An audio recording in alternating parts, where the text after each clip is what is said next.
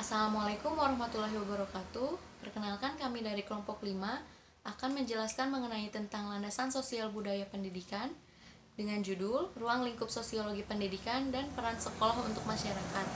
Kelompok 5 beranggotakan 1. Syifa Baidotul Kolbiah, NPM 202154501. 2. Fitria Pujianti, NPM 202154068. 3. Elia Amanda Aufa, NPM 202154089. 4. Riani Amalia dengan NPM 202154066. Dan saya Julfa Ragibatu Sakina dengan NPM 202154095. Baik, selanjutnya untuk materi pertama akan disampaikan oleh saudari Riani Amalia. Kepada Riani Amalia dipersilakan. Pengertian sosiologi dan kebudayaan.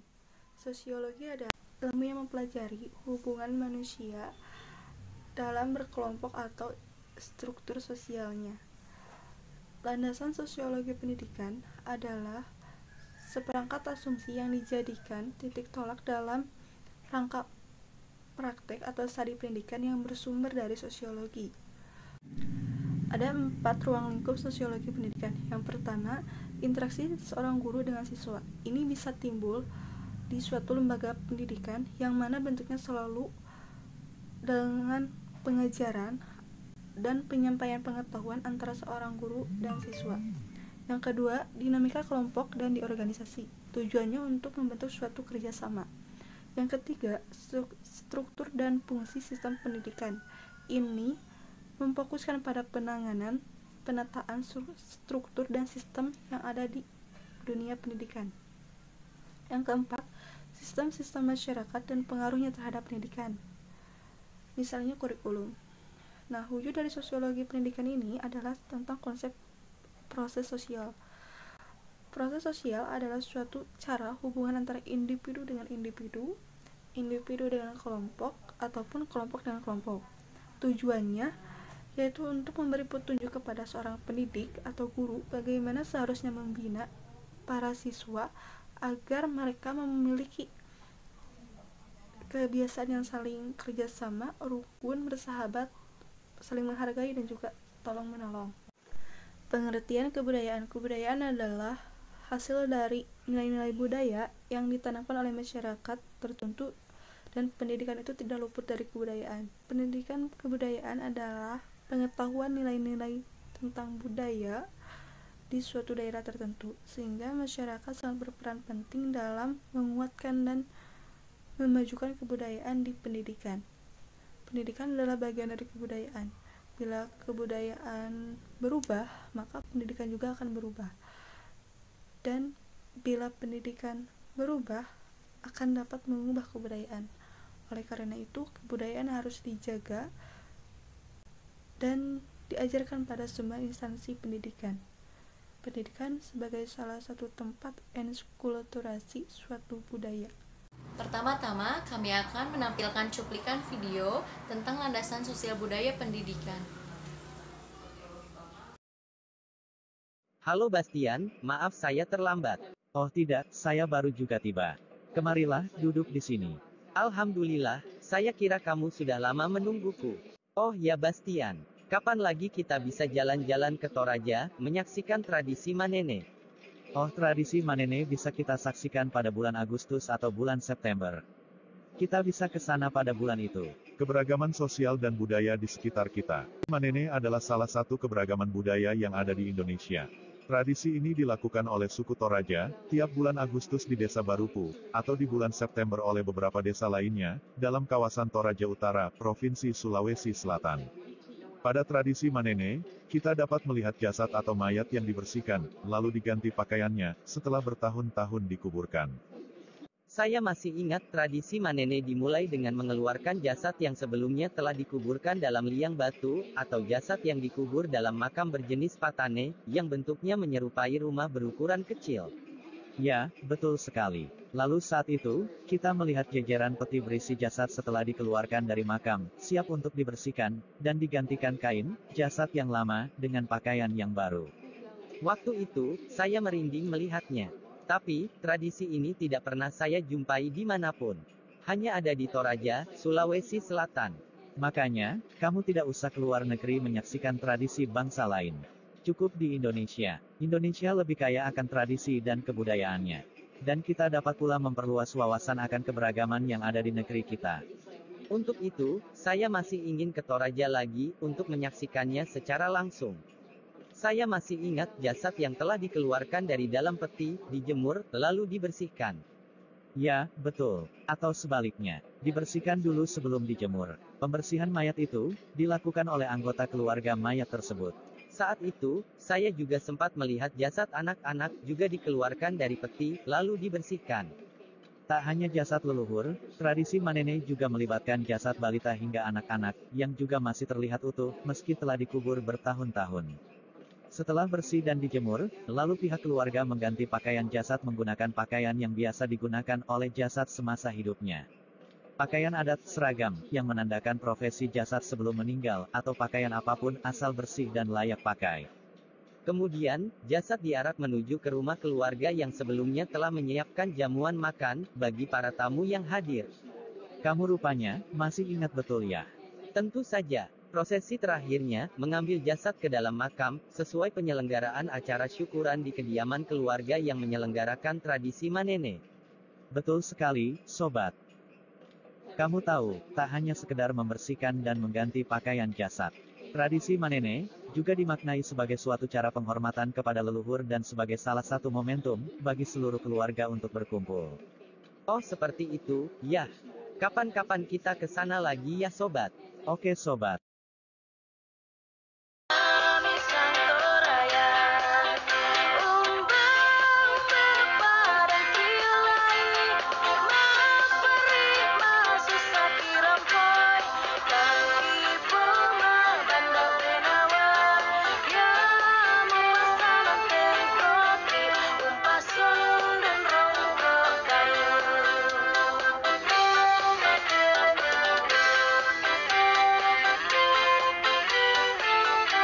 Terima kasih kepada Riani Amalia yang telah memaparkan materi pertama.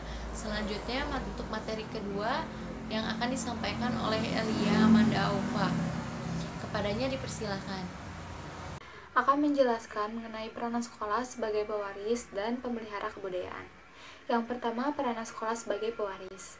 Sekolah merupakan lembaga resmi atau formal dalam bidang pendidikan yang memiliki peran dalam hal mendidik serta melahirkan manusia-manusia yang lebih berwawasan dan juga berilmu. Budaya yang diwariskan melalui sekolah dikembangkan melalui unsur-unsur budaya dan kegiatan-kegiatan di sekolah, baik eksak maupun non-eksak.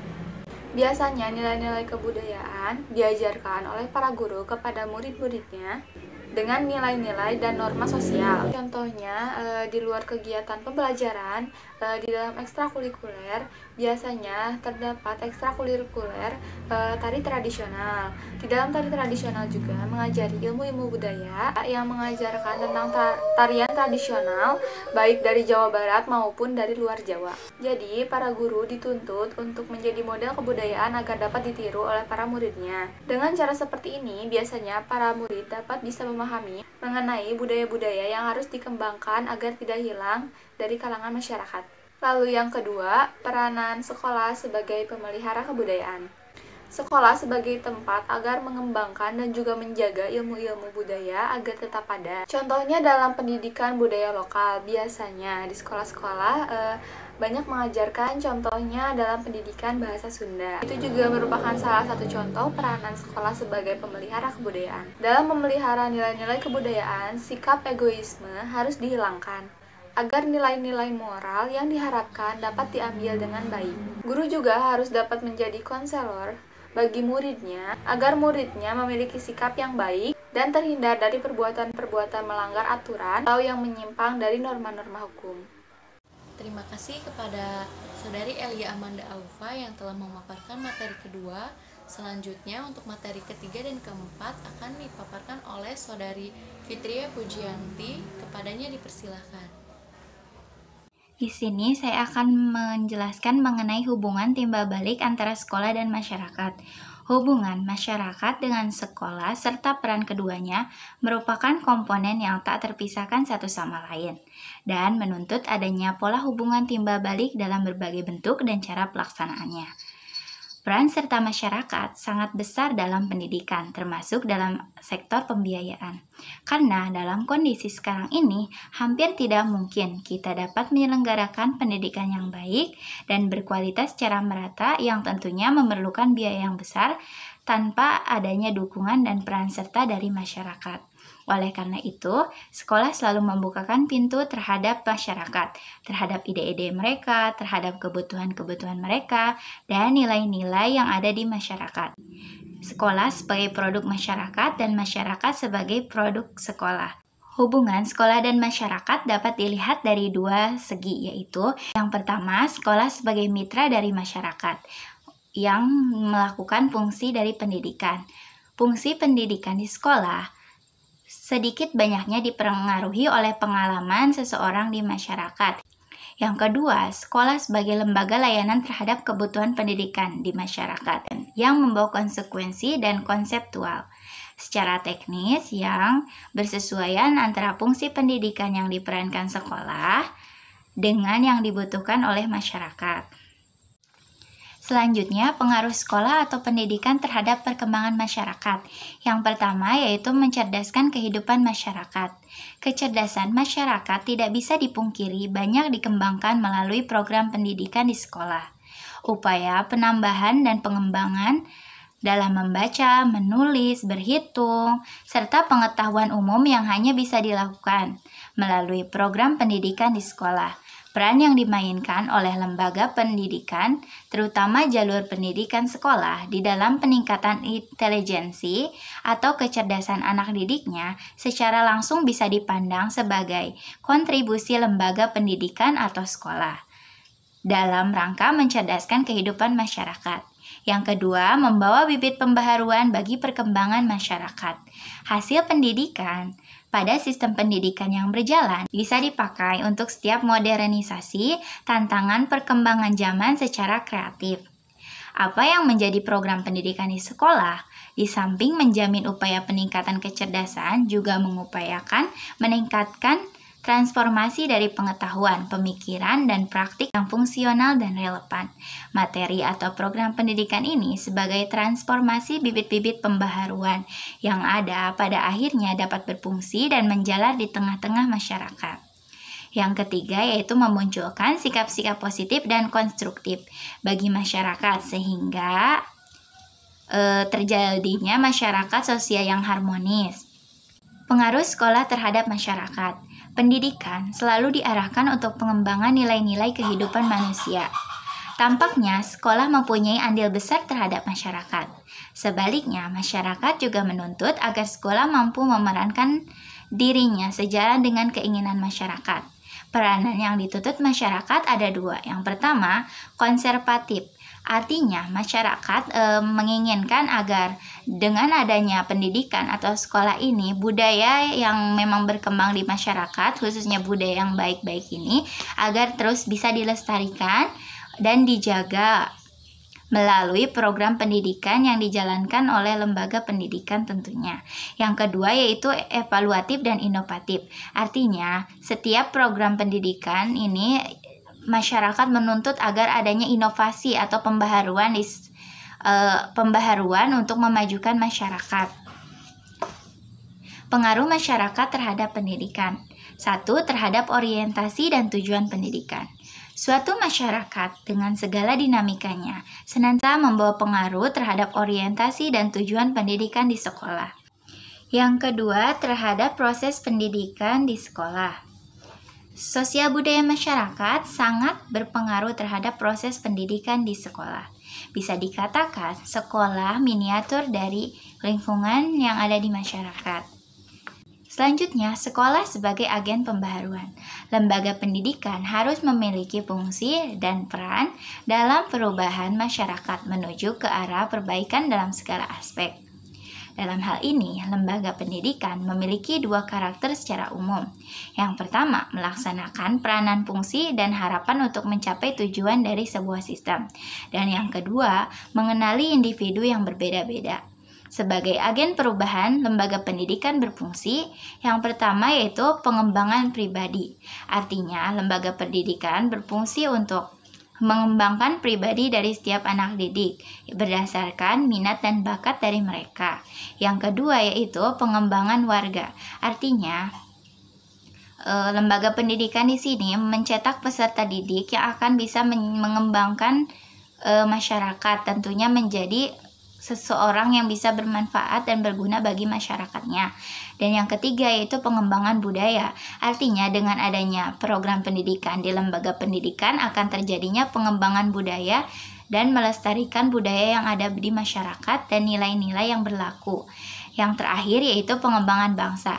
Artinya dengan adanya program pendidikan pada lembaga pendidikan akan terbentuknya peserta didik yang cerdas yang tentunya bertujuan untuk mengembangkan bangsanya atau memajukan bangsanya. Terima kasih kepada Saudari Fitria Pujianti yang telah memaparkan materi ketiga dan keempat. Selanjutnya untuk materi kelima dan keenam akan disampaikan oleh Saudari Syifa Baidotul Kolbia. Kepada Syifa Baidotul Kolbia dipersilahkan.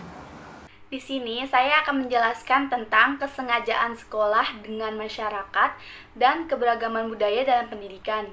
Intinya, dalam kesengajaan sekolah dengan masyarakat itu, contohnya nih ya, masyarakat dilibatkan atau diikutsertakan dalam menunjang keberhasilan sekolah, seperti dilibatkannya para komite untuk membangun fasilitas sekolah. Selain itu juga, nilai-nilai aturan yang ada di sekolah juga sebagai penunjang supaya bermanfaat memberikan edukasi baik bagi sekolah itu sendiri ataupun masyarakat yang memandang baik sekolah. Selanjutnya, keragaman budaya dalam pendidikan. Pendidikan selalu berubah sesuai perkembangan kebudayaan, karena pendidikan adalah suatu proses transfer kebudayaan dan sebagai cermin nilai-nilai kebudayaan atau bersifat relektif. Pendidikan juga bersifat progresif, yang artinya selalu mengalami perubahan perkembangan sesuai dengan tuntutan perkembangan kebudayaan. Kedua hal ini itu saling berkaitan erat dan terintegrasi.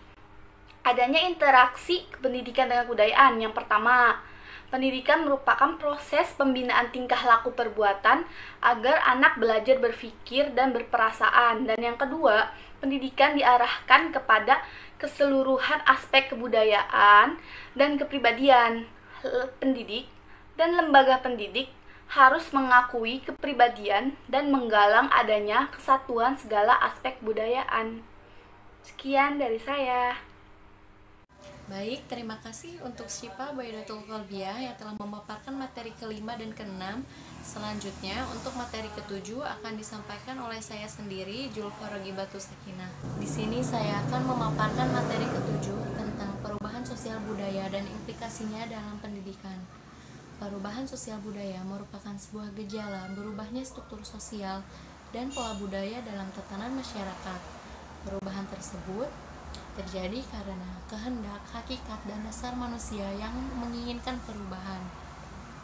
Sedangkan pendidikan adalah usaha, dasar, dan suatu bentuk dari seni dan budaya yang terus berubah dan berkembang. Adapun faktor-faktor yang memengaruhi perubahan sosial budaya adalah 1. Pertambahan atau pengurangan penduduk, 2. Perubahan lingkungan geografis, 3. Perpindahan ke lingkungan baru, 4. Kontak antar kebudayaan, 5. Malapetaka dan alam dan sosial, 6. Kelahiran atau kematian seseorang, 7. Penemuan. Keadaan tersebut akan berpengaruh besar pada pendidikan. Oleh karena itu, sekolah di tingkat manapun yang tetap menjalankan pendidikan dengan orientasi siap pakai untuk para pelajarnya tidak boleh rusak akibat perubahan, tetapi sebaliknya harus mampu menjadi pengemban misi sebagai agent of change, tetapi sekedar consumer of change. Terima kasih. Wassalamualaikum warahmatullahi wabarakatuh. Kesimpulannya, antara pendidikan dan kebudayaan terdapat hubungan yang sangat erat. dalam arti keduanya. Dengan demikian bisa disimpulkan bahwa pendidikan adalah bagian dari kebudayaan. Bila kebudayaan berubah, maka pendidikan juga bisa berubah, dan bila pendidikan berubah akan dapat mengubah kebudayaan. Adapun hubungan antara kebudayaan dan pendidikan adalah: 1. Pendidikan membentuk atau menciptakan kebudayaan. 2. Pendidikan melestarikan kebudayaan. 3. Pendidikan menggunakan dan berdasarkan kebudayaan. Terima kasih. Wassalamualaikum warahmatullahi wabarakatuh. Sekian dari kelompok 5. Maaf bila ada kekurangan atau kesalahan kata. Wabillahi taufiq wal hidayah. Wassalamualaikum warahmatullahi wabarakatuh.